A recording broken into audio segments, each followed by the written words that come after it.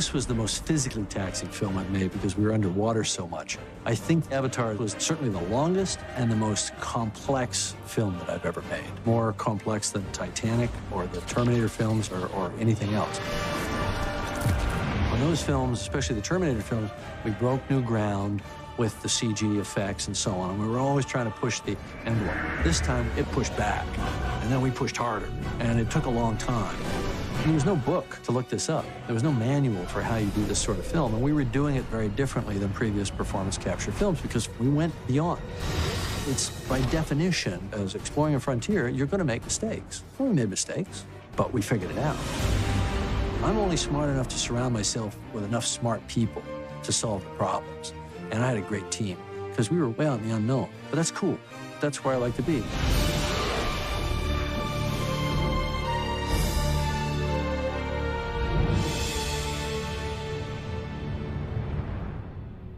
People have asked me, what was your inspiration? What was the trigger? They're looking for some kind of proximal cause, and there really isn't one, okay? It's my whole life.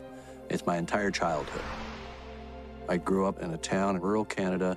I spent all my time in the woods. I loved critters, you know? I would catch anything that moved and study it, keep it as a pet, snakes, frogs, amphibians, whatever it was I could get my hands on. So I grew up with this kind of profound sense of wonder about nature. And I was also a science fiction and fantasy fan from the earliest time I can remember. And I was an artist. So my way of processing that was to draw and to paint. And I was painting creatures and painting alien worlds for as far back as I can remember. So my Avatar is really the sum total of all that. There was no single moment of inspiration.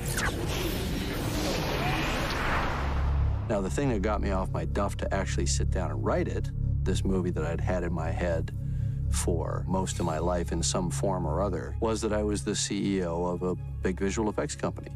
And I wanted to challenge that visual effects company to go beyond, not just beyond what everybody else was doing, but beyond the beyond. I wanted to be so far out in front that nobody would ever catch us. And that's essentially what Avatar is. It's the most high-tech film in terms of its execution, dealing with essentially a very low-tech subject, which is our relationship with nature. And in fact, the irony is that the film is about our relationship with nature and how our technological civilization has taken us several removes away from a truly natural existence, and the consequences of that to us. I first heard of Avatar when we were prepping Titanic, so it was 1995-ish, and Jim gave me a scriptment to read.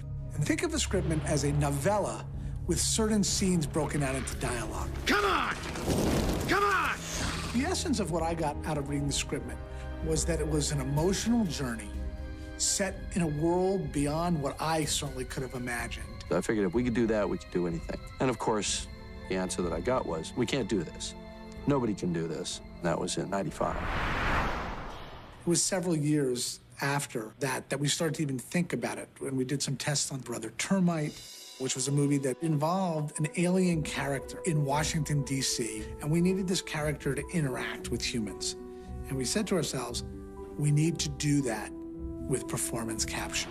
And we actually tested a whole sequence. Marion, some of my people have disappeared. I need to know why. And Jim envisioned doing the facial performance with an image-based process. That was the seed that really proved to us that there was the potential to finally be able to do a film like Avatar. Avatar was written in '95 to be the next film after Titanic. And there was supposed to have been a continuity of work during the time that Titanic was being made to prepare us for making Avatar after Titanic. But we made a decision that it wasn't even worth putting together the couple of $1 million that we wanted to spend in research and development during that time, because we wouldn't be able to get there in that time period. So I went off and made Titanic, and then after Titanic, I got very focused on deep ocean exploration, and I did 6 subsequent expeditions, and my last expedition ended in summer of 2005, and that's when we started Avatar. So we proposed to Fox that they support us for a year, and we would do several things during that year. First, we would research the technology. Could we really do the things we think we can do? And we'd begin to develop the art of the world so that they could get a visual sense of where this movie would take place. We were doing 2 things simultaneously, and they involved 2 completely separate groups of people. One was the technical side, led by Rob Legato and Glenn Derry, and the other was on the design side, where we brought in a handful of artists that included Neville Page, Yuri Bartoli, George Rochelle, Wayne Barlow, and a gentleman by the name of Rob Powers. They went out to Malibu, where we set up in a facility so it could be near Jim, working on the designs for the film. We got the best artists we could find that had excellent portfolios, beautiful work in the fantasy and science fiction area, brought them together, formed a small core team. They wouldn't even tell me what the project was. I had no idea. We go in, we have this meeting with Jim, and we get the scriptment, we read the scriptment, and we start seeing all these big design possibilities. It's a whole world. We're salivating because this is the chance to really come up with some new stuff, you know, something really unique. It was going to be this really colorful jungle world, you know, of Pandora, very alien. That was one of the big issues at the beginning, was how alien do we get? Mostly the process is you start out with the big broad strokes. So we would do tons of drawings, just sketch away until Jim sees something that feels like it's getting close. All the time you're trying to predict or get into his head and see what it is that he sees. The Banshee is a great example of a creature that took a long time to create. It took almost 2 years to get the finished Banshees. What I kept coming back to them with, my question that I always pose to them is, what's the metaphor? What are we trying to say to the audience? What are we communicating with every bone and sinew that we put into this creature? And the answer to the metaphor question with the Banshee is, I want it to be a bird of prey. I want it to be like an eagle, but an alien eagle. You could apply that to all the different creatures. The metaphor for the Thanator, well, it was the biggest, baddest, meanest terrestrial predator in the entire Pandoran rainforest. And it actually landed pretty close to the initial description from 10 years earlier, which was that it was a black, armored, six-legged panther from hell. A constant is that they're all hexapedal to some degree, meaning they've all got 6 legs or 6 limbs. How do you make that work? Unfortunately, a real horse doesn't work with 6 legs, so you have to re-engineer an actual horse's anatomy, and that's kind of what we did. So even the flying creatures, there's a vestigial element of that in it. We looked at the colors of poison dart frogs and tropical reef fish. This is one of the things that I think is going to separate all the creatures from a lot of creatures done in the past. These creatures are extremely colorful, very bright, very flamboyant. When you look at them, it's like, wow, it's like a big kimono coming at you. The Na'vi took a long time to design, but the blue color was never in question because I felt that it was a fundamentally alien skin color that could be quite beautiful. But the idea that they incorporated animal-like features, cat's ears and cat tails and a slightly more protrusive muzzle and a kind of a flatter, more feline nose, big eyes, lemur-like eyes. This was all something that we arrived at over the course of designing these characters. We initially started out with kind of more amphibian-like and reptilian kind of forms and alien structures, you know, kind of antennae and things like that. And we kept realizing that it wouldn't work as a love story to see them not be attractive, but they couldn't be human. And then they kept coming back to just blue-skinned humans. We said, well, that's no good either. So we have to find ways of pushing away from human, but in a way that people would not find off-putting, and in fact might even find to be kind of quite beautiful. I wanted people to say, I want to be one of them. Our art department started out working in flat artwork. We had nothing that we could hold up that was tactile in front of us. And we realized we had one of the great sculptors in our business on the show. And we tasked him with starting to sculpt out and build the characters. One of the most important things about the maquette is not that you're just showing the design. What the maquette allows us to do, it gives it the human touch, and it also imbues the character with a sense of character that cannot be stressed enough. You get a sense of attitude. The amount of character that you can get in clay, as far as I see right now, is still superior to what you can get in just a digital rotatable model. It's interesting. Stan Winston Studios did something on this movie that Stan Winston had not allowed them to do on any other movie in the past. They initially worked only as concept artists. The Na'vis don't all look alike. They all look like Na'vis, but they all have very implicit and very distinctive characters. And that's, of course, what we're most proud of, is you look at these characters and they are very, very rich and specific and quite mind-blowing. When Jim first came to us, he was looking to help flesh out the Na'vi character. He already knew some of the parameters. They were going to have markings, and he knew the basic overall size. So that's what we started doing, was creating Na'vis, trying to get a photoreal kind of essence of these people.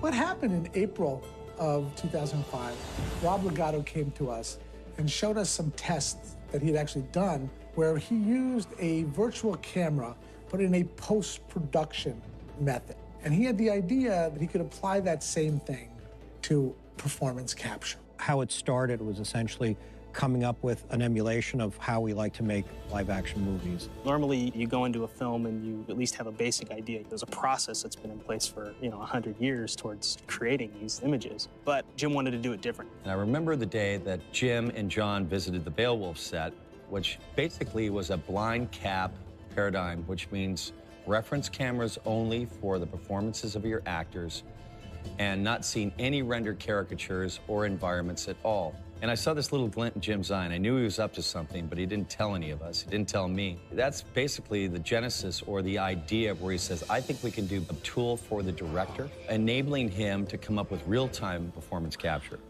So we had to come up with a way that was sort of director-centric and gave him the tool set that he needed to be able to work with. I went to Jim and I said, I can make this thing that you would like. So essentially, out of spare parts, made a virtual camera. So we put you in a spatial volume. The volume is the stage, and the stage is really what we can capture, what our cameras are seeing. You've got a bunch of markers on the actor's body that are being picked up by hundreds of cameras. So the hundreds of cameras are providing different views of these markers. Each camera's image just looks like a cloud of dots. And then the computer is creating a real-time moving skeleton of you.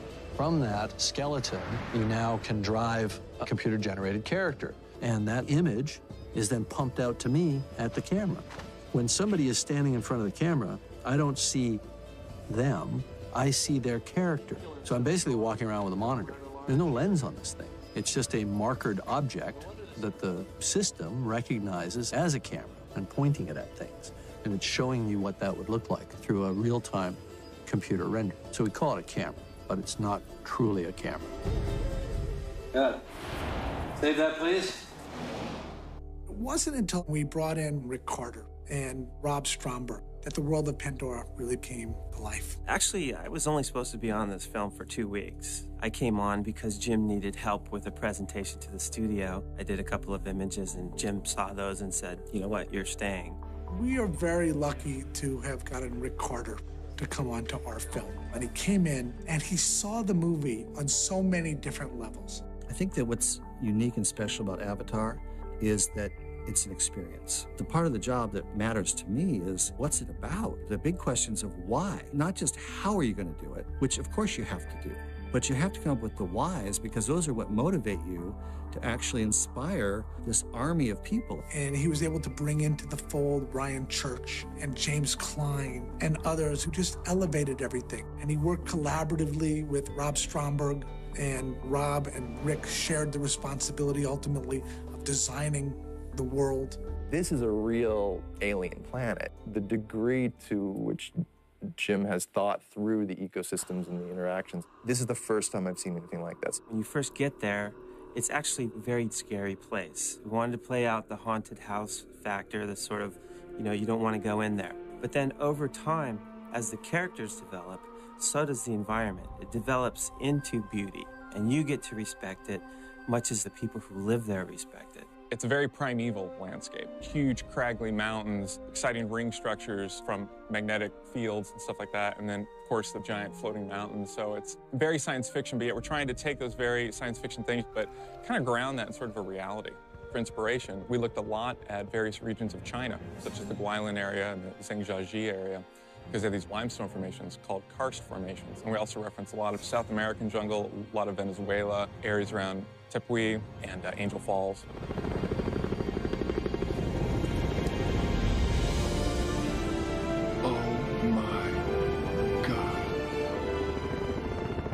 For like the smaller things, such as the alien plants, we would reference a lot of small lichen, small succulents that actually exist on Earth, exotic flowers, and just really play up the scale of those. Jim was really adamant about wanting Pandora to be possible.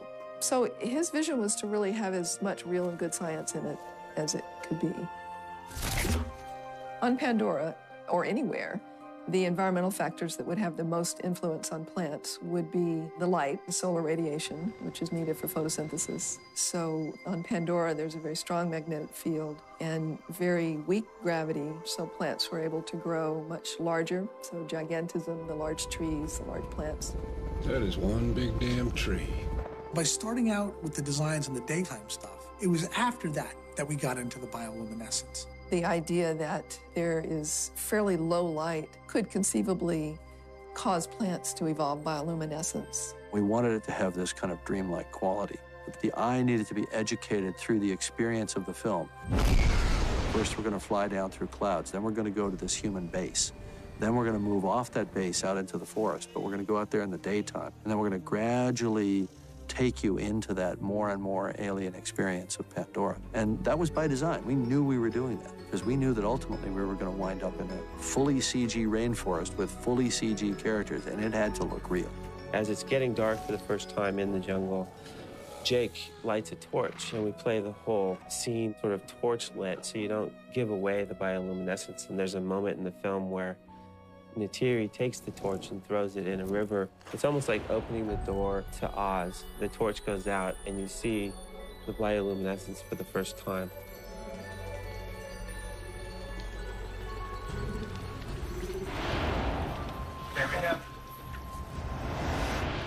One of the first things we did when we had the system up and running is we shot what we called a prototype. Maybe we were crazy, but we never doubted that it would work. So we cast 2 actors who were not going to be the final actors, and we shot a short scene. Okay, I'm sorry. Whatever I did, I'm sorry. And then ILM finished it for us through to a so-called photoreal level. You only come and make problems. Only. Okay, fine. Fine. You love your little forest friends. So why not just let them kill my ass? What's the thinking? Why save? Yes.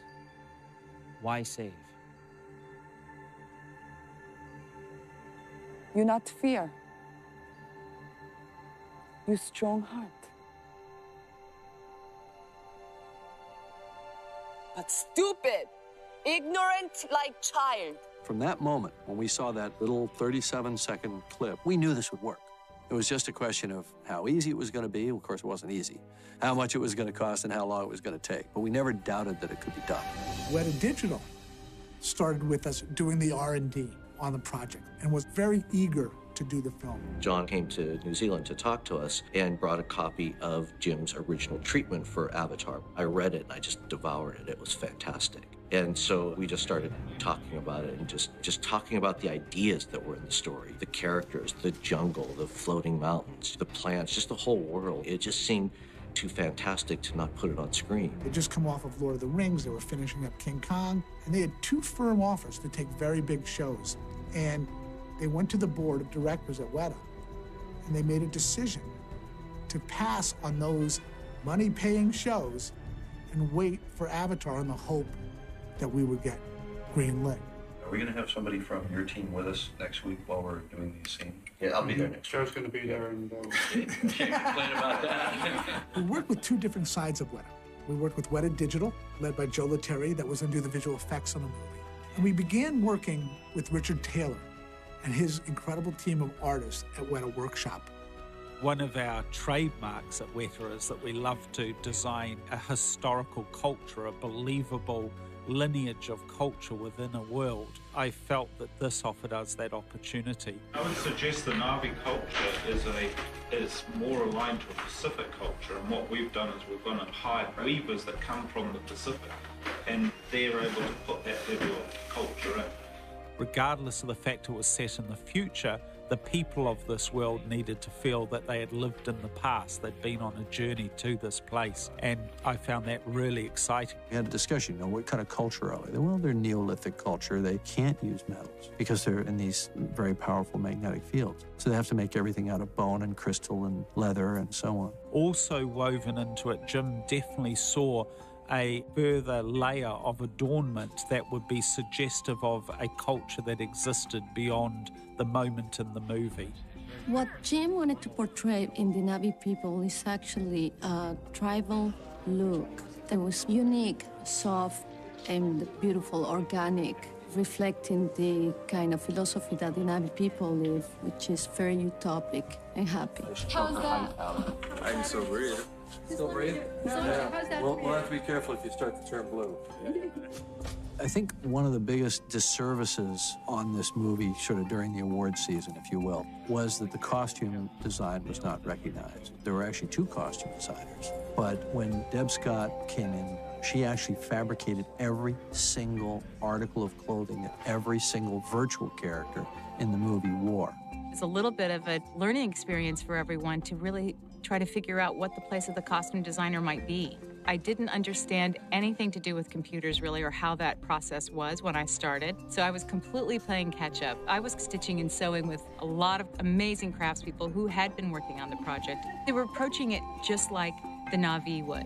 Like, how would you weave a chest plate? So it was really like a giant jigsaw puzzle, taking some pieces that other people had already built, adding on to new pieces that I had craftspeople who had already been working on the project build for me, and sort of taking on and trying to finish off each character, which ended up being quite a few pieces.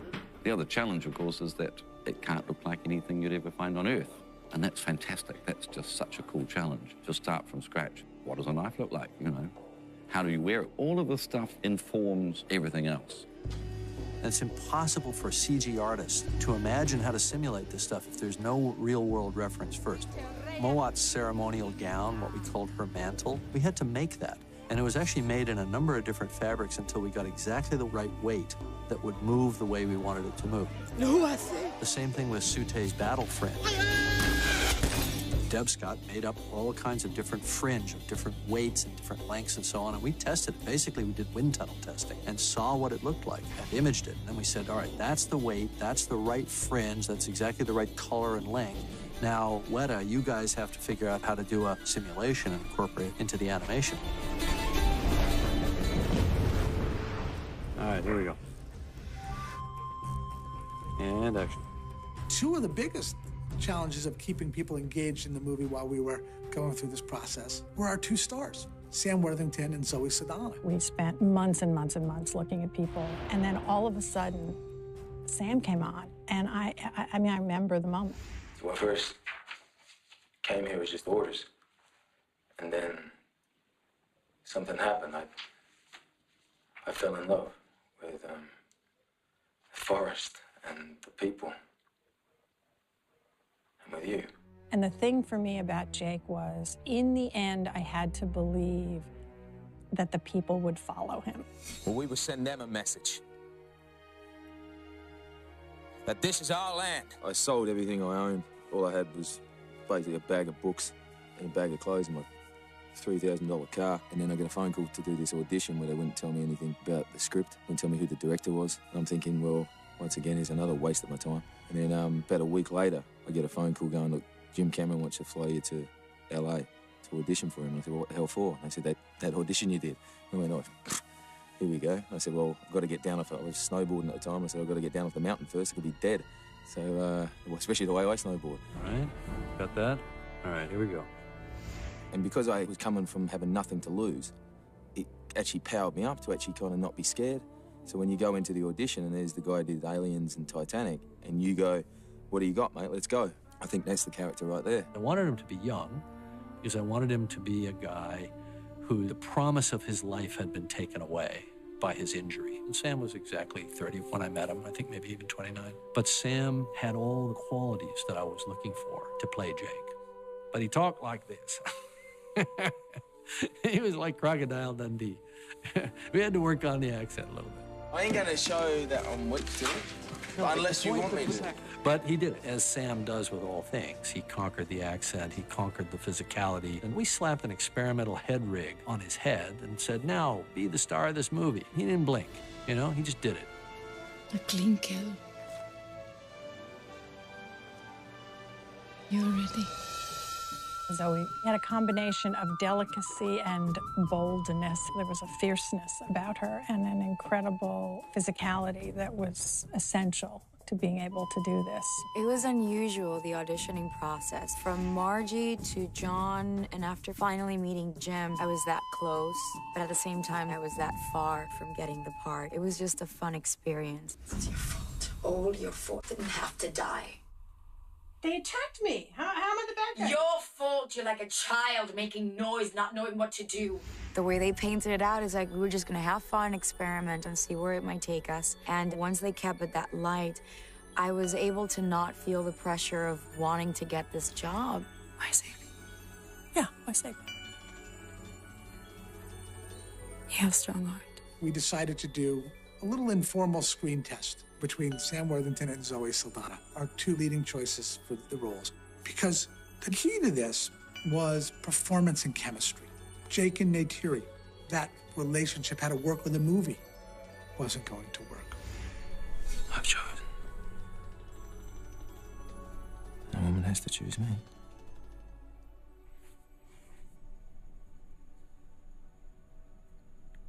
She already has.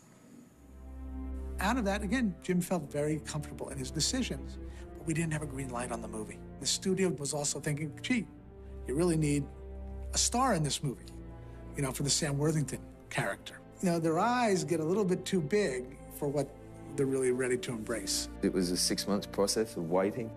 You know, I said to Jim, I'll stand by you the whole way. I want to go on this journey, and I need a damn job. So we did an old-fashioned Hollywood screen test with a slightly new twist that it was in 3D.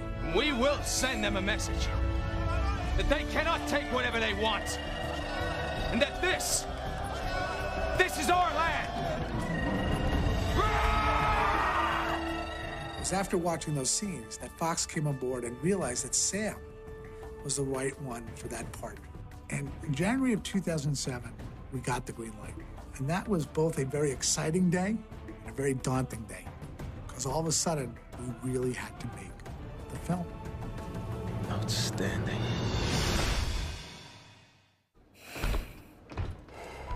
I wanted to have my main character become the stranger in the strange land, become the alien, see the world through alien eyes, but still with a human perspective. So he was a human in an alien body trying to integrate into an alien society. And I wanted that idea of trying to learn the other culture. And of course, the first key to that is always language. What's he saying? I had done some of that stuff before I ever met with a linguist. I was just basing it on my sort of casual acquaintance with some Polynesian languages, some other languages that had these kind of various, symbols and indicators for pronunciation.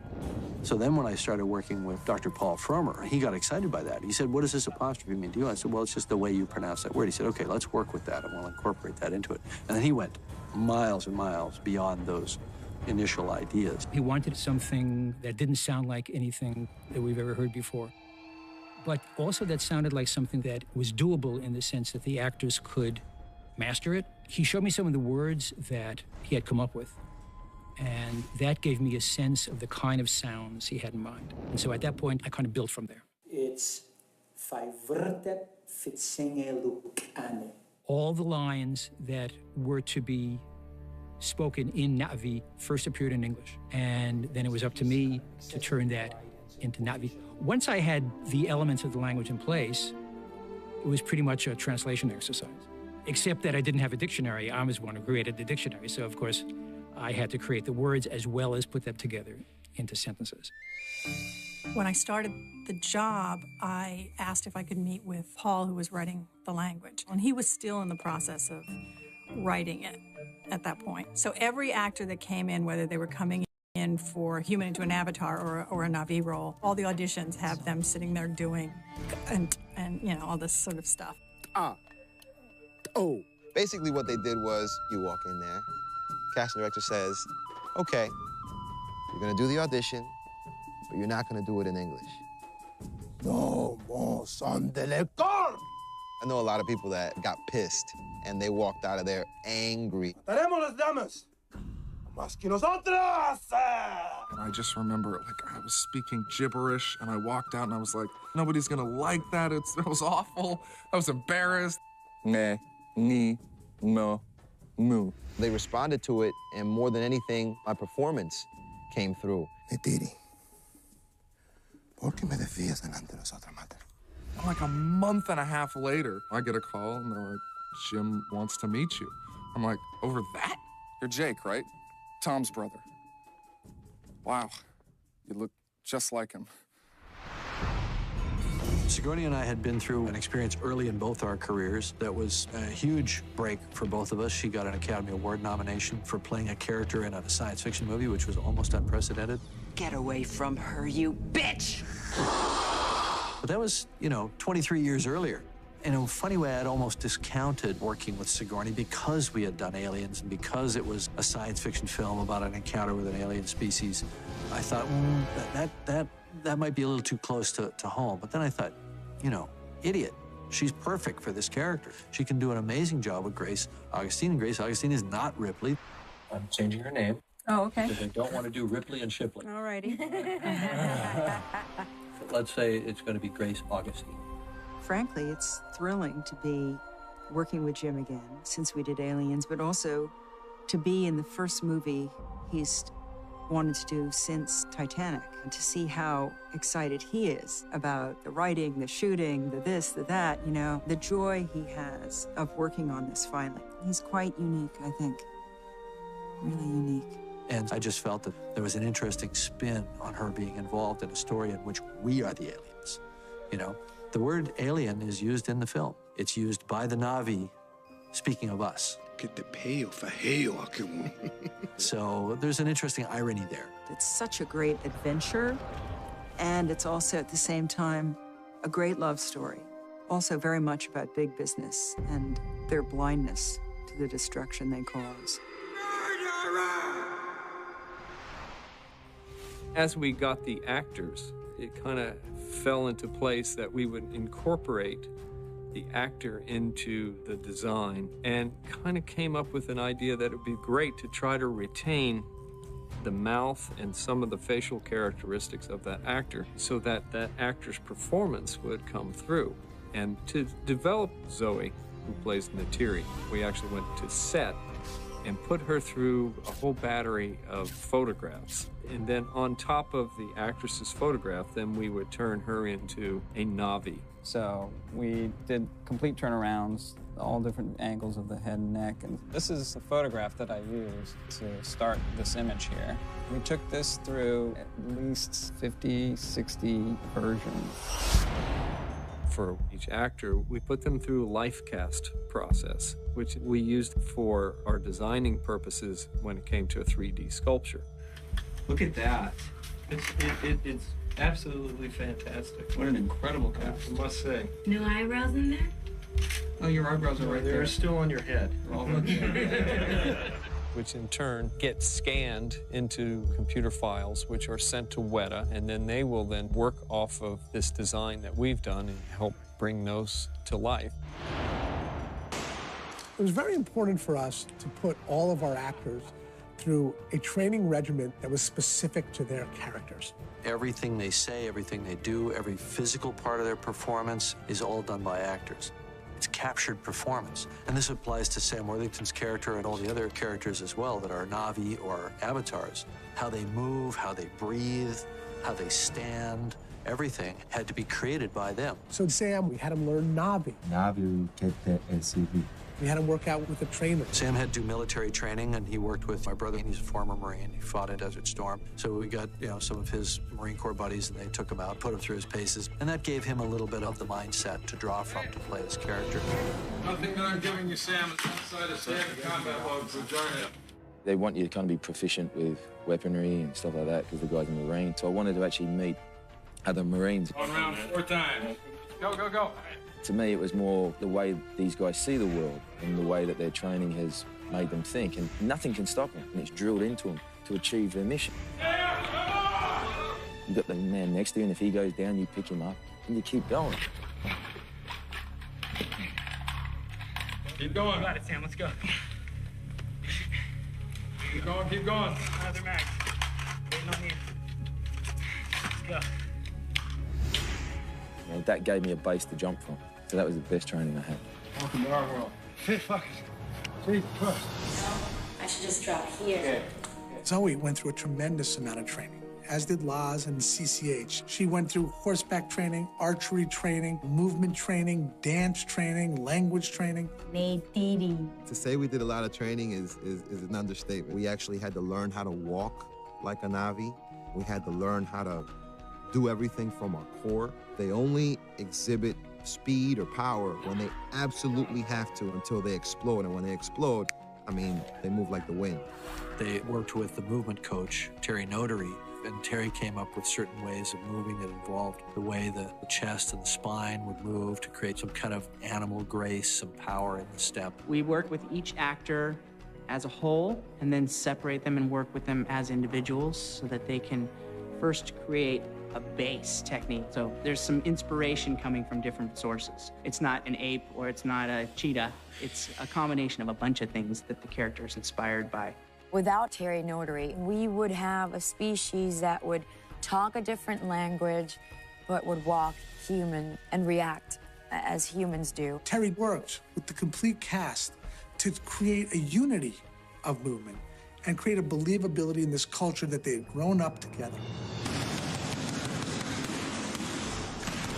There's a connection between the people and their environment. This is part of how they get their strength. This is part of how they survive. This is part of them getting energy. We play around with all of that. There were some big dance numbers that got cut out of the movie, but her choreography, her movement that she created is still very much a part of the film. When you see all the ceremonial stuff where they're swaying and rocking around and throwing their arms in the air in these very precise time signatures, all of that was created by Lula and by her troupe.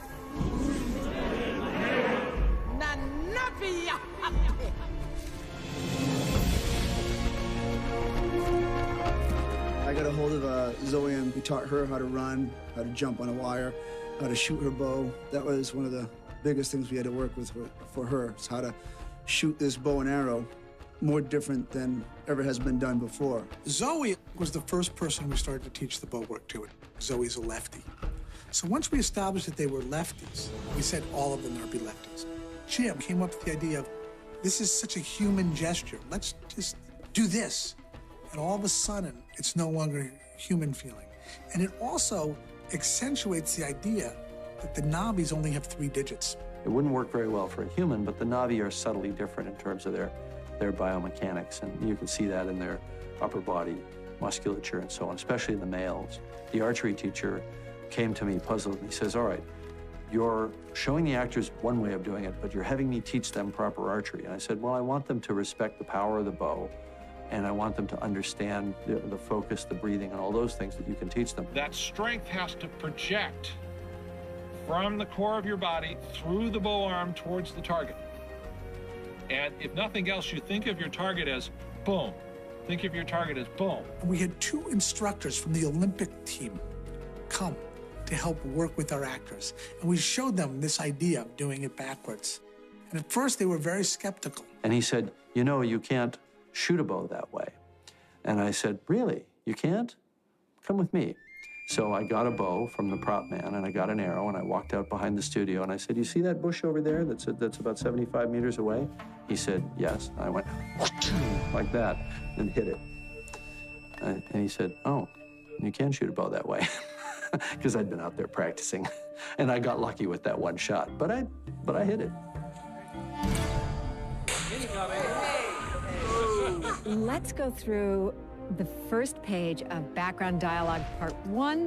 What we've done is we've really worked on it as a company of actors. And what we've been doing in the last couple of weeks is having them speak their way of speaking Na'vi to each other. What we've just been doing is to have Zoe and Lance come up and just do a little bit of the dialogue so that Wes can hear what we've established, so that rhythmically and so on, he can kind of match up, and he's doing great. So that we're artificially creating that melting pot. It's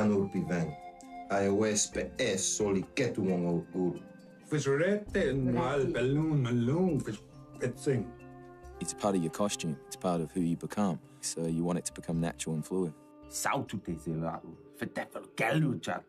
I'm lucky because the characters only just learns it over the course of the movie. So if I slip up, it helps the character. Naughty. Naughty. Naughty. Naughty. Paul Frommer had created a language. He wasn't creating an accent. So I basically said, Zoe, you get to establish what Na'vi sounds like and what the Na'vi accent sounds like, because you're the one with the most lines. And then everybody else is just going to have to try to match you as best they can. It's very hard because how do I speak English with an accent? I barely speak English all in itself. The one who interprets the will of Ava. To me, it's been the most challenging thing, is to speak English with a Na'vi accent. I need your help. You should not be here. I knew that we were going to be working in this sterile gray space, this volume. And I didn't want the actors to just sort of come in on the first Monday morning of the shoot and not have any kind of basis for feeling like they were in a rainforest. So we went to Kauai, we went way up in the mountains, and we acted out the scenes. Relax, Maureen. You're making me nervous. And we just did behaviors, but trying to kind of stay in character and talking as if they're characters. Sigourney fed on this a great deal. I know Sam and Zoe got a lot out of it. We didn't know what it was going to be like, and Jim took it further. I thought we were just going to be in our regular clothes, you know, hiking, just to get a physical taste of what it's going to be like to live in a planet and have to rely on anything comfortable. But it was that, but also wearing our costumes. So I was naked for 3 days in Hawaii, up in like the forest, just digging and climbing and muddy, and we're videotaping and we're going through the inside of this jungle. You're stepping on my tail. And I saw this headless rat. And I'm with my bow and I'm in character. The moment I saw this rat, I was just like, immediately I went back to like my New York state of mind. I was like, oh my God, I can't deal with this. And he's like, suck it up. Jim was like, come on, Nick Thierry, suck it up. I'm like, right, okay, Zoe, leave. This is jungle, no TV, no BlackBerry. Let me just do this. So it's been a struggle every day to kind of, undo everything that has been done up until my years. I just absorbed that place. I absorbed the beauty of the rainforest there. And we did a couple of scenes and we ran around in loincloths, pretending we were the Na'vi and the Avatar. And there's a difference between being out in the real world and then coming into this grey, desolate area and actually trying to have to, remember what it was like in the water. So if you're swimming in here, if you're swimming on kind of just a rolling chair, your brain can kind of remember. We got to rehearse a few of the scenes, and we got to rehearse with physical things because we knew that we were going to be going into a mocap stage, and we weren't going to, you don't know how your foot lands in mud if you're just standing on cement. So your body reacts differently to things once you've actually gone out and done those things. I was shooting them with an HD camera the entire time, just watching how they moved, how they behaved, how the light played on their faces, the light through the trees, if it was sunny, if it was rainy, if it was cloudy. And a lot of that fed my process, on the visual side for how we would light these scenes later. So it was very, very instructive. But I think the biggest part of it that was valuable was just the kind of kinesthetic sense memory that allowed them to create. What did it smell like? What did it feel like? What did the trail feel like under your feet? Come on! So it was about making it real for the actors.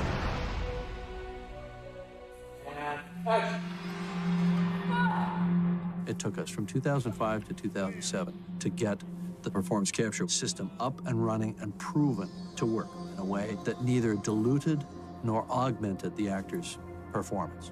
And so the actors were convinced going in that what they did on the day that they did a scene was definitive, that that's what their CG character would be seen doing later. Told them, you're not doing a voice part, you're acting your character just as you would if there was a camera there. There just isn't a camera. So you have to think of it as CG makeup. Let's dance. I was on a quest for the Holy Grail, and the Holy Grail was to be able to reproduce full human emotion in a CG character. And of course, the thing we were afraid of is what people have sometimes called the dead eye effect, describing this strange disconnect that we have sometimes from CG characters. And I knew that Avatar would just fail utterly if we didn't crack this problem. And the idea that I had clung to for a long time was this idea of mounting a camera directly to the actor's head. So we started drawing this up, and Glenn Derry and his little ragtag team of engineers started looking at how do we keep it light. So we wound up with a tight-fitting carbon fiber helmet that was molded to the actor's head. So we've got this very wide-angle sort of data lens that's here on their face, but we have to be able to see the entire performance of the talent. So we would shoot reference cameras of the actors, and these are a critical step in the virtual production process. It's important to understand that the reference cameras and the virtual camera are two completely different things. The virtual camera shows us what the shot will look like with the CG characters and the world combined, because we can't see the fine nuances of the performance in the virtual camera. The reference cameras are absolutely critical for getting exactly the moment that we want. You got 5 takes. They're all going to be good because they're good actors, but there's going to be one take that's special, or maybe special for a moment. We need to know that. That's what the reference cameras are for. And then the animators take the reference footage, and they use it to make sure that they're not making a mistake. Let me know when you're ready, Dave. I'd like to introduce some performers into the volume, please. I had to take everything I learned in training and apply it to my first day. I had to ride a horse, jump off of him, appearing to be as graceful as possible, land, move like a Navi, and from that first moment when they set that horse and they let that thing go, instantly, Sute just jumped in my body and Laz went somewhere else. What's happening? You've got to swim pretty quickly, otherwise you're going to drown in there. And Jim makes you comfortable. You dive in, and it doesn't take you long to get rid of all the technical aspects. I need your help. You should not be here. It's liberating. It's just you and the other person. Yeah, they've got dots on their face and a helmet cam and power packs, but you can still see their eyes. And it takes acting back to what it should be, which is trying to get something from the other person and vice versa. I trusted you. Trust me now, please. What I can say is that every day I would go to work the same way I went to work for Star Trek or other movies that I've done before, and there was nothing different about what I was doing. Just the prep work. As opposed to going through hair and makeup, I went through dots, and then all of a sudden I was on the set and I was playing Neytiri. Jim says action. I don't know what happens. I at least have no idea that I'm wearing this. I feel like I'm blue and I'm 9 feet tall and I'm as sexy as hell. Like, I just totally forget. Actors have said to me, you know, sort of half jokingly but a little nervously, so what, are you trying to replace actors? And of course the answer is no. We love actors. This whole thing is about acting, and it's about creating these fantasy characters through the process of acting.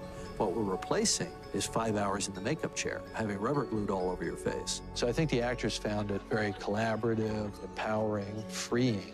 I think it was just plain fun. It's kind of fun. There's been a lot of discussion about performance capture and what it means for actors and the impact it'll have. To me, it completely expands what we're capable of doing. And I think digital prosthetics is an interesting way of looking at it. Grace? Well, who'd you expect, numbnuts? Ultimately, I felt that it totally expanded what the actor could do. I feel like I could play any age character, any species, anything. I could play an alien now. I think it actually kind of gives us wings. And action. We use that sandbox. We use that spatial environment to do everything. It's where we created the sets. It's where we blocked the scenes. It's where we captured the actors. It's where we did all the stunt work. I mean, we had horses galloping around this place. We did everything in the volume. We came up with a number of methodologies for shooting some of these big aerial scenes. We start by, first of all, figuring out what the aerial choreography would be. So we thought, well, if we're going to talk about it, why don't we act it out in the volume? So we made little wire models of the various creatures and aircraft, put markers on them so the system would recognize them, and then we just go out there and fly them around. Basically chasing each other, like kids playing with 2 toys. This was a very, very instant way to do it. We could block it very quickly, understand whether or not the overall performance worked before we ever even gave it to an animator and said, now that has to be legitimized. The performance capture system would record the motion that Jim was getting. Those flight paths were then used to animate the Banshees against, the Samsons against, the Dragon against. The integration of animation was another headache, you know. In and of itself, it doesn't seem like a big deal, but we had to take it through phases and work out a pipeline. So what we would have is either a puppeteered version where myself and Jim doing flight paths, or we'd have creature performers. Oh, shut up and fly straight! We really found that flying the Banshee was the hardest problem. So we created a manually operated gimbal rig that they could balance on, and we'd ask the actors to perform to the timing and movement of the flight path. So if their Banshee banked to the right, the rider had to do the opposite to maintain a center of gravity. Bang! Level. Flare. flap, flap, flap, jump. And when you see them flying these things, they're working hard. And they used to be just absolute agony the day after a flight scene. The biggest set pieces for the stunt department really have been this thing that we call the beanstalk. Jim wanted the actual beanstalk to be created. So these people actually had to climb it as if we were climbing it on a cliff. Climb up there, and then get around to the left side. Come on, climb up, and then climb right around to the left side right away. And so we put them on wires, and we put 2 sandbags, which would take about 40 pounds off the person. They can climb it a little bit faster than they normally would. You need to build all of these physical cues for the actors and for Jim to work with so that the digital world starts to take on the character of the real world. Stop! That's how you wrestle a banshee. We would have to build layouts, which were the physical interactive set pieces, so that if you saw the Na'vi climbing a mountain, we had to create, let's say, a 20-degree grade. If they were climbing a vine, we dropped ropes down and you'd see them climbing a vine, so it was all very interactive. Yet there was no environment there. There was no jungle. And we can be very improvisational because we're not bound by the set. There's nothing on the set. It's a gray set. But the difference is that a big boulder would take an hour and a half with a bulldozer and crew to move it. In our world, it literally takes a second. We select it and move it. And if he says it's too big, we scale it down. Everything in our environments is modular. Okay, bring the camera around. Any plant, any mountain, any exotic alien life form can be completely moved and configured and sized and scaled with a push of a button. The thing that's amazing about it is that we don't wait for lights. Things that you normally wait for on a film set have been switched over to computers and to digital this and digital that. If I want to whistle up a tree or a mountain or anything, I can do it very quickly. And there were often times when we'd come in to work a scene on a given day, and we'd get some ideas, and we'd run with that. He likes actors, which is really helpful, particularly for something like this where you're not seeing the physical set. It's really important to have the kind of director who can lead you and let you know what's happening, and then you can react to that. His detail is spectacular, so he can create the picture for you that you're not seeing. We would create very rough animation in the virtual production stage for our creatures. It's a territorial threat display. Do not run, or he'll charge. So what do? Dance with it? Jim would be there with a pole and going after Sam, and he'd be representing the hammerhead.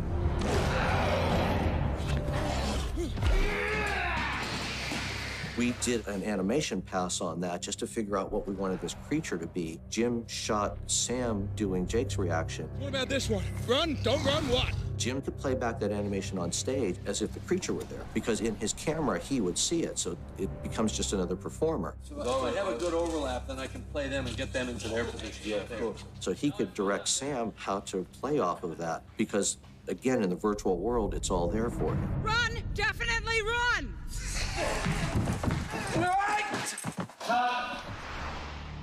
We thought we learned everything in the first year of research and development, because we had done a test and based all of our reasoning on a scene with only 2 people in it. We hadn't done a scene with 10 people or 100 people in it, and those represented more difficulties in virtual production. If we got past 5 characters, it would create a problem just capturing the motion. Never mind getting them to run with fully fledged sets and lighting. We just hit a ceiling, man. We taxed the hardware to the max, and the software at that point was untested. It was not built for what we were trying to do. So every time we pushed, it crashed. No save. No save. Let's go again, please. Here's an example of a scene that almost broke the system. Made of a lot of different elements. You can see there are horses, different performances of the principals and the crowds that were on the side. They were all combined together in one shot. And we're selecting specific actions and syncing them all up so that they all play relative to whatever's happening. This is like reinventing the wheel. It was really challenging, I have to say. I've never been so challenged on anything. So here we are 2 years into making Avatar, which is longer than it took us to do all of Titanic right through finishing the movie. And we're still 6 months away from starting an entire live-action movie, and it had nothing to do with the virtual production. It was pretty daunting. One of the big challenges of designing this movie was that you have two completely separate worlds coming together with two completely separate modes of technology and two completely separate aesthetics. You've got the Na'vi, who are a weaving culture, and you've got the humans who work with technology, with metals and electronics and with composite carbon fibers, all of this sort of thing, advanced military weaponry. And we had basically different artists worked on these two different cultures. We brought in people like Ty Ruben Ellingson, and Ben Proctor, and Paul Osmo, who all worked on that type of material. Most directors are content to have something kind of look cool, and Jim, that's just not his world at all. When it comes to mechanics and man-made objects or bits of technology or bits of architecture, vehicles, all this sort of stuff, he wants it all to work. He wants it all to make sense. He wants to see an engineering mindset was put into it, a practical mindset. Why is this handle here? What is this piston doing? It's not about strict sort of art direction and cosmetics. It's a more thoughtful design process, and he holds us all to that standard. All the way from Earth to Hell's Gate, it had to have a human scale to it. It had to have a human livability in it. Jim wanted this contrast of gray tones and kind of depressed look to everything. It looked livable. It looked like it had been there for a long time, or it looked like it kind of gone through the ringer a bit. Of course, I love all that hardware stuff. I'm an unrequited engineer. I worked with Ty very closely to make sure that the amp suit's shoulder motion would work and was thought out in terms of the various articulations and where the servos would go. Range of motion was all thought through, and where the power supplies would go, where the servos would go, and all that. More looking low and back. When you're approaching things, even inanimate objects, oftentimes you'll find if you listen carefully to what the director's saying, or if you just think about it in terms of the story, they do have to have a narrative quality to them. For example, Scorpion, which is one of our small attack vehicles. It's called the Scorpion. You know, Jim came up with that name, of course, which is an angry, fighting little insect. And in the course of this film, this thing is a deadly force to reckon with. Scorpions, pursue and destroy. So you want to build that into your design. You want this thing to look aggressive and arrogant and powerful, badass little killing scorpion. That's the shapes, that's the marks you make, and that's what you hope to get on screen.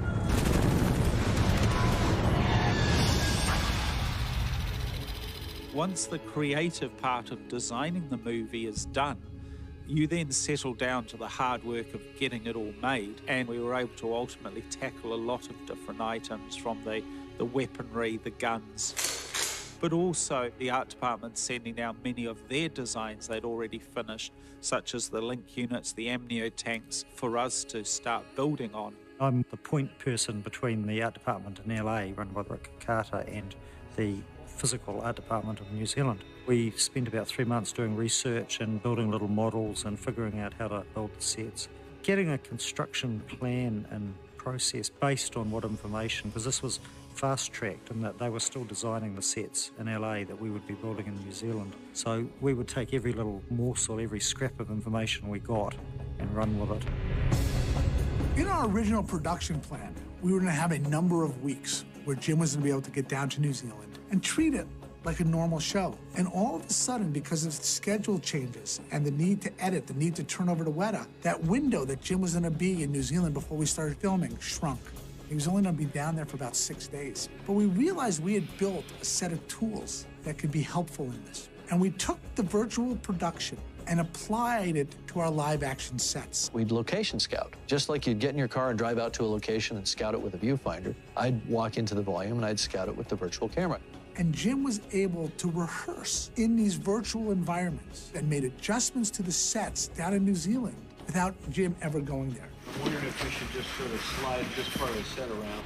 We've got roughly 25 sets worked out. We've got something like 40,000 square feet of floor area, plus the rainforest, another 10,000 square feet, so they're quite big numbers. The crew of 140, it's not a particularly big crew, but this is not the sort of show that you could just throw a lot of people at and say, here, finish that. They're just so technically demanding. This is really nice.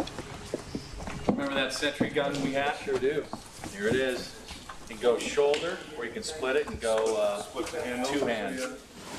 We built all of Hell's Gate that you saw in the interior, from the op center to the commissary where Quaritch makes his first speech to the jail cell that they break out of. We built the 2 shacks where they do the research, and we built the Samson itself. We had to build the link room and the links themselves, and these things had to work. From Jim on down, you feel like in every department we're working with people who exist at the pinnacle of their craft, and the attention to detail and the demand for excellence on all levels, I think, is just mind-boggling. It's almost like there are 2 different films being made, as there are sort of 2 different worlds. There's the world of the Na'vi and Pandora, and then there's the humans, the stuff that's not necessarily CGI as much. And so it was kind of new for everybody. You're not wearing a Velcro wetsuit, and everything's built so detailed that it kind of makes your job a lot easier than even being in the mocap world. It feels like a different movie because we've got a whole different cast, to be honest with you. You got Stephen Lang and Giovanni and Philippe, and then you got Michelle as well.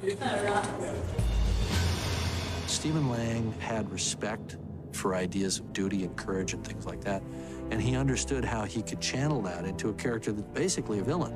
But he's this very pure creature, and he came in for an audition and he knocked it out of the park. He was just riveting. It's my job to keep you alive. I will not succeed. Not with all of you. He said, "Do you remember when we met?" And I said, "I sure do." And we'd only met once before, and it's about 20 years ago. It was for Aliens. And he remembered the audition very well. And I find that kind of wonderful, that you can audition for something, and then 20 years later, you get the part, you know? I think it's great. There is time to salvage the situation. Shut your pie hole. Or what? Ranger Rick, you gonna shoot me?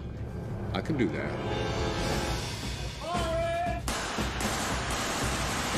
For the live action side of it, we did more weaponry training, fight training. Quaritch carries this laser-sighted pistol, and this comes into play occasionally. We work with Stephen inside the amp suit and make it look like that he's been doing it for the last 6-7 years. They didn't build this base for a guy in a wheelchair. They built it for able-bodied soldiers. You know, you have to work out how to do it. We took him along to a local basketball game in the wheelchairs playing basketball, which was pretty cool. Me and 10 other stunt guys got some wheelchairs from the hospital and smashed them up a bit. And then you realise that your attention shouldn't be on the wheelchair, it should be on where you're going or what you're aiming for.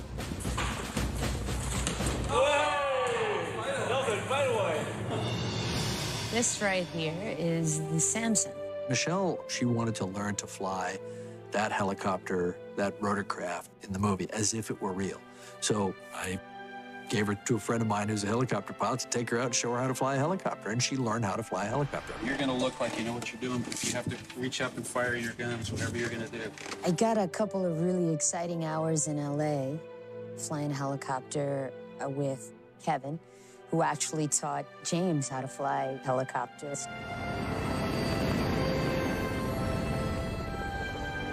There's something about being in the air that's just beautiful.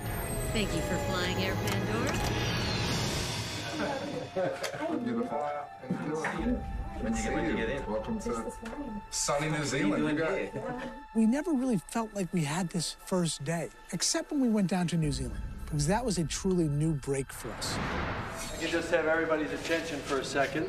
This is kind of a pinch me moment, and we're actually getting to make this movie. It's a dream project. You know, this script, the first draft of it was written 12 years ago, and we didn't start on the film then because, frankly, the visual effects guys told me I was mad to even try.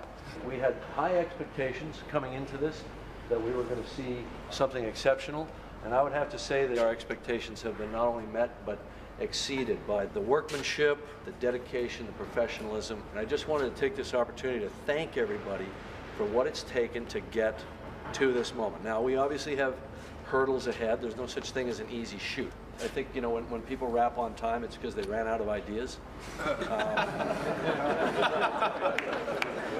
So, don't count on that. Here we go. And action. Dr. Augustine, you can't be up here. That's false.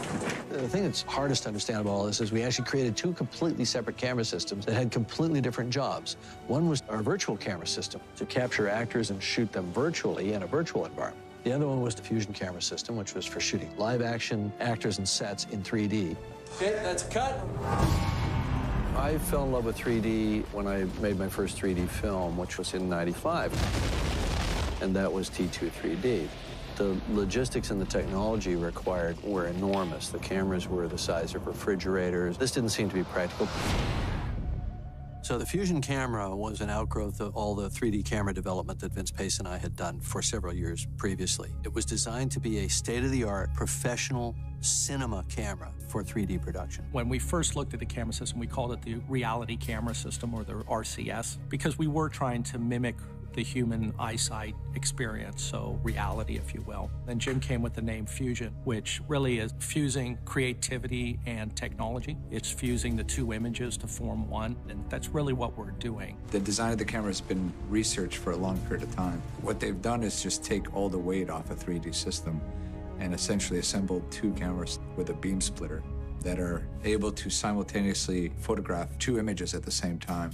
And you have a series of servos that basically you can align the two images or disalign them according to how much 3D you're looking for in a shot. I've never done a film in 3D, so the experimentation was really enticing for me. Technology for the 3D, it takes a little getting used to because it's like there's two cameras and they have to just check the I/O every once in a while. And it's not that different, but just a little bit different. And you learn quickly, like, it's a technical marvel, like, the fact that the cameras will photograph the same exact thing the same exact way, what your eyes do naturally. It took years and years to develop to make the cameras do it. Once we're done shooting a scene, you can just walk 15 feet away, get yourself into a pod, put on some glasses, and watch your scene in 3D. A lot of our sets, we made the decision not to build full sets. We would put in green screens, and we would do set extensions. Roger that. If you take the link room, for example, we only built one side of that set. It was a mirror image on the other side, and we were able to fill that in digitally. Where we are right now is one end of the armor bay, and it goes, you know, about 50 feet. You realize that the armor bay is probably 10 times as long as we have it. It's absolutely filled with heavy weapons and amp suits. There's your man. See you on the flight line. Our probably biggest gag on this will be the motion base we built for the Samson. It's huge, you know, it's the size of a bus. So. We also have the Samson in the back lot, which is going to be hung from a large crane. It's really cool. They basically land the thing. All the guys jump out just before it, like, hit the ground. I don't know how many feet in the air. It was probably about 40. And they turn on these massive fans to make all of the foliage in the ground move. It's been the whole gamut of effects, really. Things breaking, simulated helicopter flight, bullet hits, fire.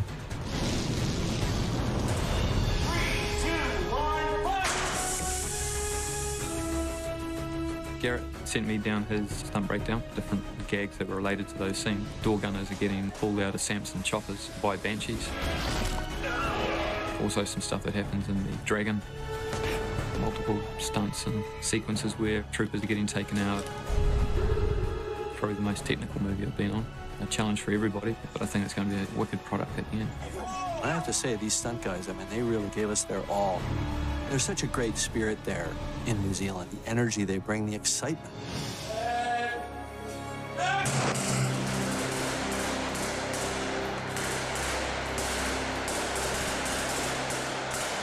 The live-action shoot, as it turned out, was exhausting. It was a 7-day-a-week process while we were down in New Zealand. So the shoot in New Zealand, which everybody thinks of as an exotic, easy location, was none of that. I just want to say thank you very much for making this a long and grueling shoot, but a wonderful shoot, in the sense that I really appreciate the energy and the workmanship of the spirit. No matter how long the hours got, everybody still pulled hard, and I think I'm on my way.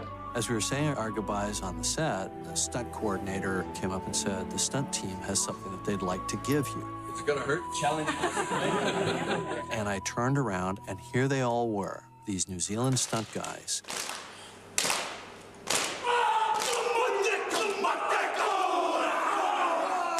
Some were Maori, some were not Maori, but they were all New Zealanders, and they had all worked on this haka. Apparently what this haka does, if translated, is it challenges you to continue to do your best. And that was their way of thanking me.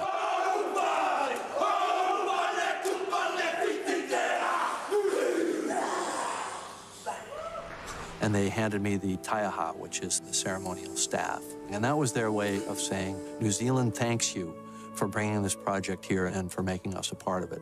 And it was a very, very emotional moment. We'll be back. All right. See you back. Thank you. The whole time I was in the volume, I said, you know, if I was shooting this, it'd be so easy. You guys just spent 5 minutes trying to move one light 20 degrees around the subject. And if I was there, I could reach over and move it myself, and it would take 20 seconds. Then I got to live action shooting and, you know, moving big objects around in the background. And I said, you know, if this was CG, I could have moved that in 30 seconds. So the whole time I was shooting the virtual camera, I was complaining that it wasn't live action. The whole time I was doing the live action, I was complaining that it wasn't CG. By the time I got back to doing virtual production again, after the live action, I just kept my mouth shut. What I realized is that they're both hard, and they're completely different. So you have to have a good team that knows one discipline and a good team that knows the other discipline. After the live action filming was completed, most movies are done. We still had a tremendous amount of scenes that we had captured performances on that we had not yet done camera on. These would play back on the stage with Jim and the virtual camera. Hey, yeah, please. So now the actors are gone, and he's out there with this virtual camera playing back their performances from sometimes months before. Let's do a take. Over here. Ready? And playback. When he looked through the lens of the virtual camera, it was as if those actors were there giving him the performances live. Yeah, beautiful thing. He would now go and create the actual shots that became the movie. Action. So after all the frenzy and activity of a live action shoot, lifting. And it's just me with the virtual camera out on a big empty stage for a year. It was a year of this, shooting these cameras. Cut, say that, please. Now you've actually got sort of dailies for the first time, actual shots to cut with. Now you edit the scene, get that the way you want it. And then that edited cut is what goes to Weta for them to finish. We called that the template. We would see kind of where he put his light, where the compositional elements were, how the art direction was laid out. Basically, Jim handed that over to us as a master guide for what he wanted the shots and the scenes to look like. Weta is only building what we're sending them instead of building out shots, and instead of going through these massive amounts of iterations with lighting tests and all these other things. We're giving them something that's much more concise, to the point. This is the length of the shot, here's the motion, and here's the camera. And we just followed that, and we would start replacing that with all the high-resolution elements. Weta were able to field a team of some of the best animators in the world. And it sort of broke down into two separate areas. One was the creatures, and the other one was the characters, where they were animating from captured performances. Traditionally, when people think of animators, they think of someone who's gonna add life to something that's inanimate. Where Avatar comes in, we're not asking our animators to create the performance. The performance has already been created by the actor. Think fast. Motor control's looking good.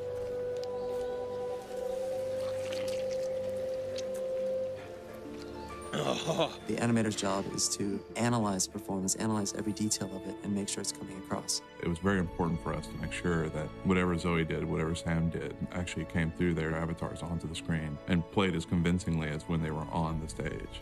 You take a character like Neytiri, and the idea is that the audience just has to fall in love with this character. When she smiles, there has to be a connection between her smile and the audience. It really is a collaboration. It's working with the actors and then working with the animators to bring the character to the screen. I see you. I see you. We have to figure out how to maintain that integrity, maintain that performance, so that the characters you see on the screen are really what the performance was intended to be.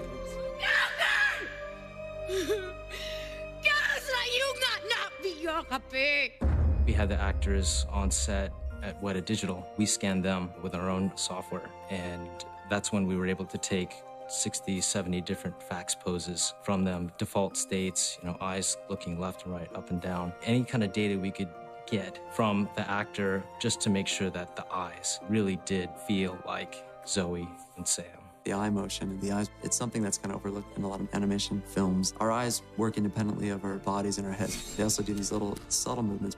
That was another thing we looked for with the reference. It's one of the reasons why the eye came to life in Avatar. We studied all those details and we made sure they were in there. We made sure Neytiri's eyes were locked on Jake when she was arguing with him. What are you saying, Jake? You knew this would happen? Yes. But the real trick to it was figuring out what they call the rig. And the rig is how they program the facial muscles to work. And we all have the same facial muscles, but they're in different proportions, and the way in which they fire, meaning how your brain controls your face, is different for every person. And this took months and months for each character, and it had to be done individually for each character. I will stand and fight. The reference cameras play an integral part in how we evaluate, study the detail within each performance. As good as our facial capture system is, if we really wanted to just see the subtleties on somebody's face, there's nothing better than just seeing a close-up, high-def video of that. They live, Jake. Within Awa. The stress with the animators was to actually animate to the reference camera, and then we'd make sure the performance looks the same, or all the details are in there. Navia. Luyo. And then we go back to the actual shot camera and see if there's anything lost. Usually you had gained a lot by doing that. 85% of this is taking from the actors their performances and preserving them in their computer-generated characters. I see you. I see you. But that last 15% requires animators to come in and add things like the tail and the ears. You had to study cat and dog and other animal behavior and incorporate that into how the ears moved, how the tails moved. We studied lions, and we incorporated that into our character. So in a way, the animation is a turbocharger on top of this whole facial capture idea. You should not be here. When Neytiri is furious with Jake, her ears flatten out and her tail's going back and forth. So there's a total character that's created. The animators have taken what the actors are doing and gone even beyond that. And it's a lot of fun to watch. How you feeling, Jake? Hey, guys. It is my performance. This thing walks and talks and acts like me.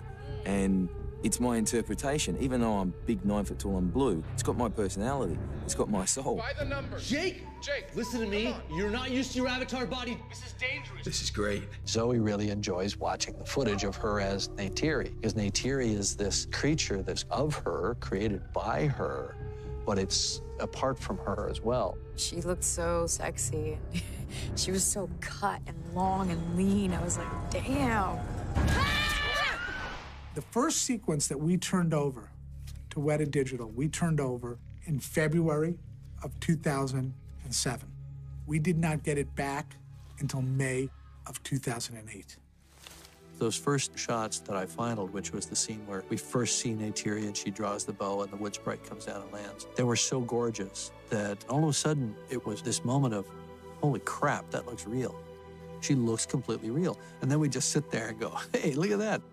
Finaling those first 10 or 11 shots in that scene was absolutely critical. That's the moment where we knew this movie was going to work. We didn't know yet if we could get all the other 2,600 shots done, but we knew we could make a real character.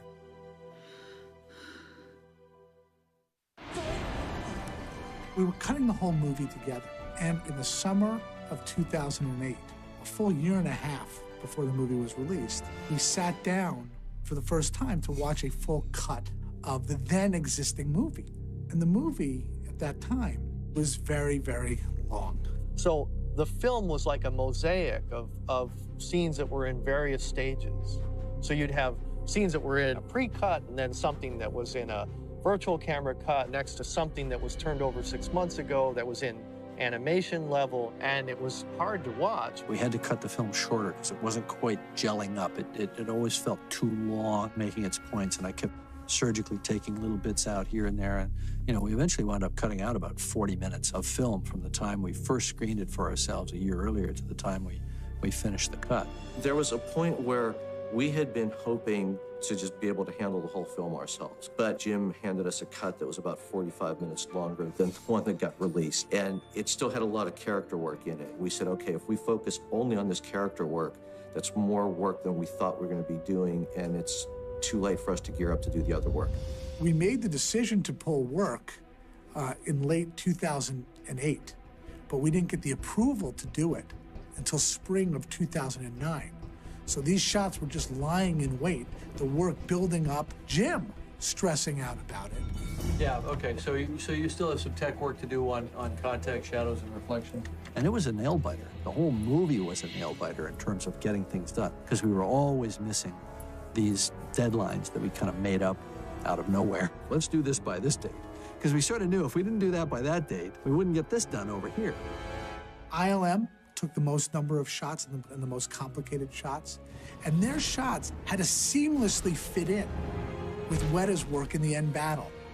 Other sequences were standalone sequences, where we would get companies like Hydraulics, Frame Store, or Hybrid, and the other visual effects vendors, a complete sequence that they would deliver to us. Because of the way this film was done and how long it took to finish shots, we were in a constant state of deadline for, I think, 1.5 to 2 years. Fire. 3, 2, 1, action! Basically, for the last part, we were kind of in a marathon run. We couldn't back off the throttle. And we actually went back and shot a little more live action again later after our last capture. So it sort of went capture, live action, a lot of capture, little tiny bit of live action at the end. Action. This particular shot, we've got a live action Stephen Lang, where we had to extract that off the green screen, put it together with the digital Jake, combine it with the atmospherics, the digital jungle, everything else. For the rebreather, face masks and all of these shots as well was digital because it's glass. You're reflecting all of the studio lighting instead of the actual jungle that didn't exist. With Avatar, we had to do everything. There were vehicles, there were creatures, there were characters, there were jungles, nighttime, daytime, clouds, weather, rain, anything that you could think of, we had to create. It covered the whole gamut. The first 13 shots we did for the movie took a year, and after that it was sort of a exponential curve up, and we were delivering 200 shots a week at the end. And what we had to teach ourselves was that there was a process of development, and the slower we went at the beginning, the more Weta was able to learn and improve the infrastructure. Which actually worked okay because we got better and better and better as we got toward the end. So we could actually go faster and faster. So even though we sort of backloaded the whole schedule, we had learned how to go fast enough to be able to compensate for it.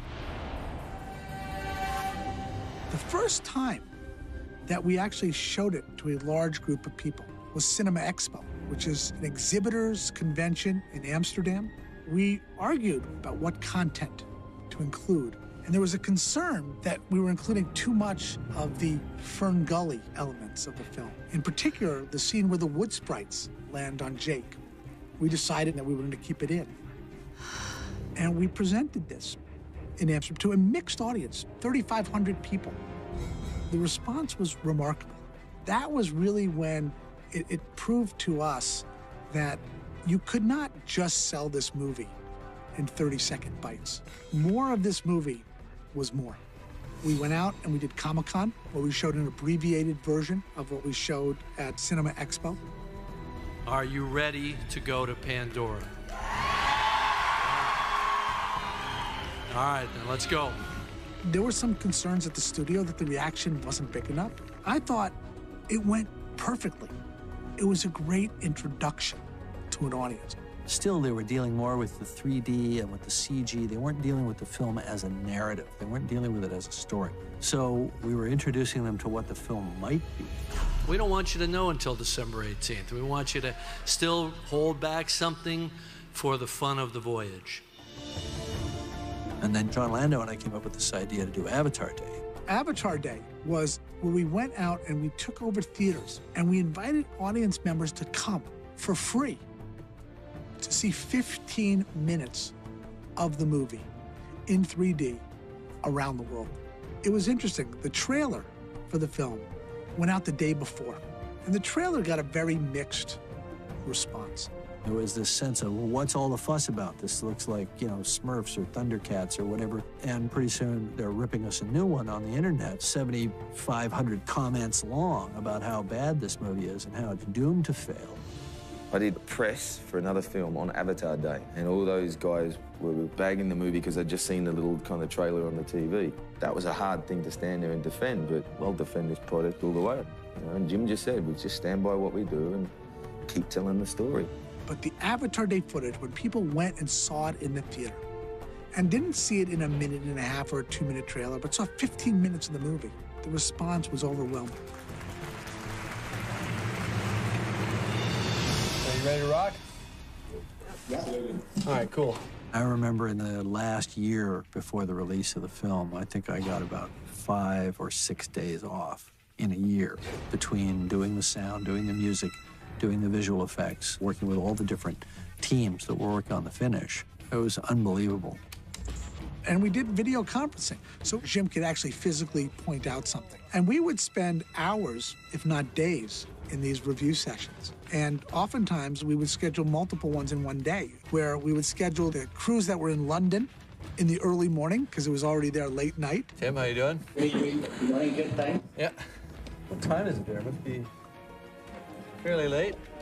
We would schedule the crews that were in California at midday, and we would schedule in the afternoon Weta, because it was now just their morning.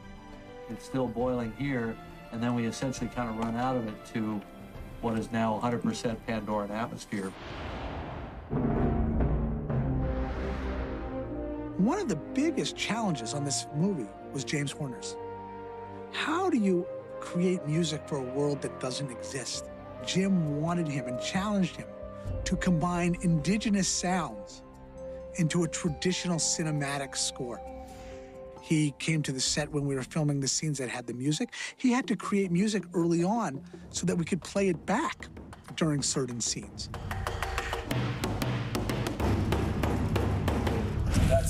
The first thing James did on this film was bring in an ethnomusicologist and start collecting sounds, vocal sounds, and various different instruments from around the world. Initially, the music was a lot more ethnically based.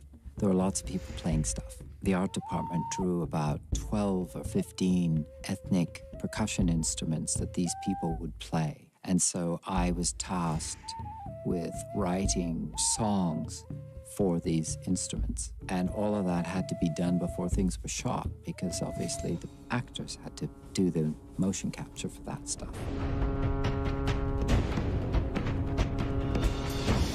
What I did was I sampled a lot of interesting instruments. And then I worked with them electronically to get an effect that was different than the instrument could make, but that had a kind of a weird spectral quality that made it sound like you really haven't heard it before, but it doesn't sound quite human either. Training for Kapa Kose Mawe, Ta, Ka, Tane. And they were two women that just are professional singers, and they just pinched off their voice to sound like sort of half African, half Navi, children, adult. Tane, Tane. A couple of days went by where we didn't really keep anything that was sung. It was just getting the right sound. We can get one good one. No, we trust your ears. Yeah. Paul Frommer was the guy who invented the language, and I asked him to write me syllables and consonants that I could use when my people were singing. Oh. I was true to the Navi language.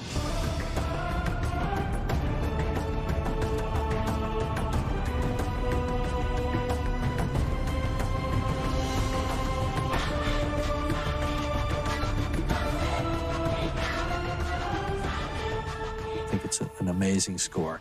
And because it has all this textual richness from all these ethnic instruments, he would segue between stuff that sounded very tribal into very orchestral sections of the score. But I thought the transition between the two was seamless.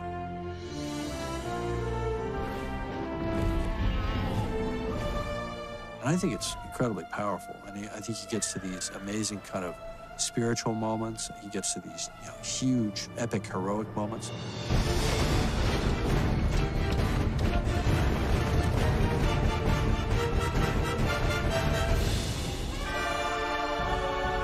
Which, by the way, there are a number of composers who can do that epic, heroic thing. But to integrate that all organically and always tell the audience exactly what they should be feeling without trying to force them to feel it. It should always accentuate beyond what you're already predisposed to feel.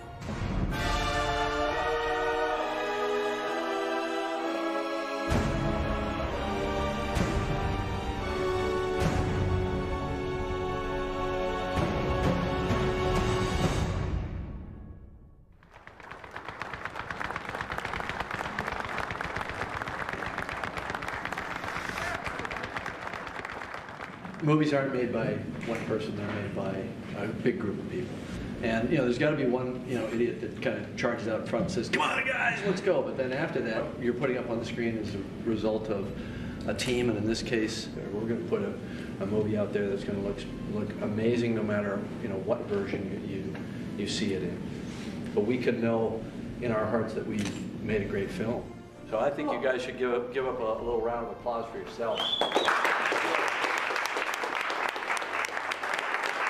Jim said that we would solve our last problem on the last day we delivered the movie. And that held true. Jim looks at every phase of production and says, at a certain point, this is going to go out of our hands. So what we envisioned doing was basically customizing the release so that every viewer in every theater got the best possible experience. There's a lot of vagaries when it comes to public exhibition. Screens are different sizes. You've got different formats and technologies involving 3D. So we did something that had never been done before. We did a customized release. Wherever you went, it was going to be the perfect digital cinema package for that theater, and you were going to get the best possible screening of Avatar that you possibly could. We spent 4.5 years on Avatar. We wanted to deliver a perfect experience. Perfect in the photography, perfect in the post-production, perfect in the CG. And we really jumped through a lot of hoops to deliver that experience to the audience.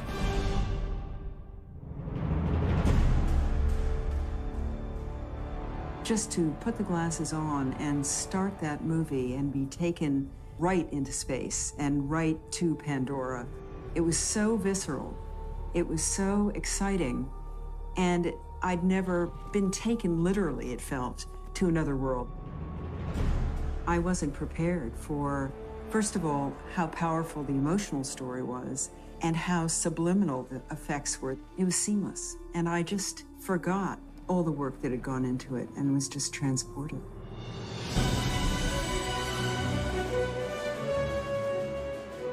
The reaction around the world has just been incredible.